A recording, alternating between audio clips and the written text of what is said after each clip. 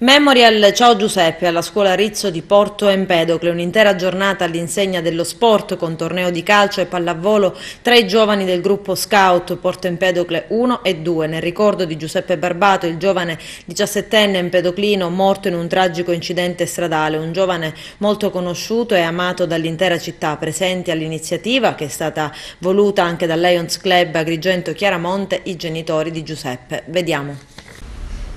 La cosa che vi volevo dire è semplicemente una riflessione che faccio quando si va a trovare Giuseppe, che poi Giuseppe è sempre insieme a noi, non è solamente al cimitero. Io quando faccio quella stradina vedo e qui giace, qui riposa e esattamente dico, ma chi giace e riposa e dorme?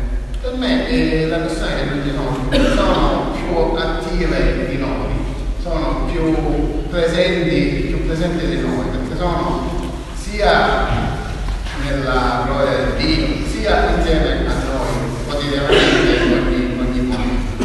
Quindi proprio con questo spirito di gioco, di allegria che ha conosciuto Giuseppe, sa che era dentro di lui e non si poteva proprio contendere. Iniziamo questa attività di oggi, anche di oggi pomeriggio, Antonio Giardini e Alberto Maria, senza calma.